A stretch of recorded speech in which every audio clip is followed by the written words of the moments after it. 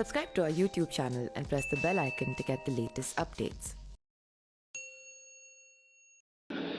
नमस्कार, मेरा नाम पिंटू सिंह यादव है और आप देखना शुरू कर चुके हैं न्यूज लाइव। दोस्तों, जिस तरीके से 2024 को लेकर इंडिया गठबंधन की बातें चल रही है तो उसमें मायावती की चर्चा होने लगी है कि क्या बीएसपी सुप्रीमो मायावती भी इंडिया के साथ आएगी और 2024 का चुनाव जो है वो मिलकर साथ लड़ेगी।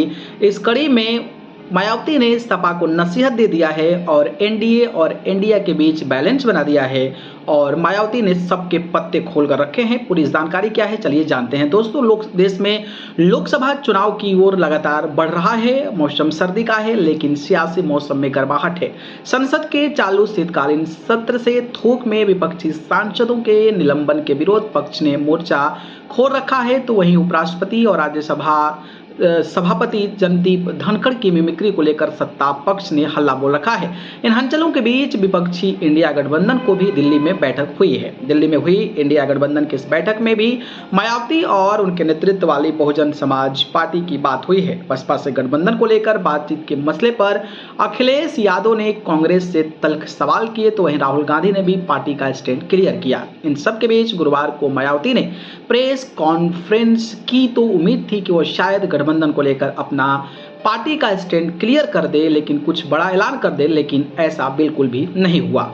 इंडिया और एनडीए गठबंधन दोनों के बीच बनाए रखे संतुलन। मायावती के संबोधन में एनडीए और इंडिया दोनों को लेकर बैलेंस साफ नजर आया। मायावती ने कहा कि संसद के चालू शीतकालीन सत्र के दौरान करीब 150 सांसदों का निलंबन संसदीय इतिहास के लिए दुर्भाग्यपूर्ण है और जनता के विश्वास को आघात पहुंचाने वाला है। उन्होंने ये भी कहा कि विपक्ष विहीन संसद से विधेयक पारित कराया जाना भी अच्छी परंपरा नहीं है। मायावती ने बसपा को धर्मनिरपेक्ष सभी धर्मों के उपासना स्थलों का सम्मान करने वाला बताया है कि अयोध्या में बन रहे राम मंदिर या मस्जिद से हमें कोई भी परहेज और ऐतराज नहीं है। सरकार ने दूरी बताते हुए मायावती के बयान बीजेपी का करीब होने से टैक्स से निजात की कोशिश माना जा रहा है।